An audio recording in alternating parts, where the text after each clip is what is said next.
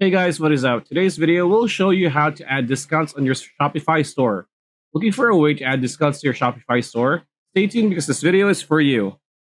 Alright, first things first, log into your Shopify account. Next, on your dashboard, click on the discounts option on the left menu. In the middle of the dashboard, you will be shown a create discount option. Click on that.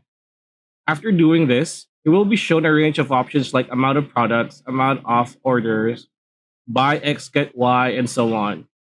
Choose any one of these options and click on them.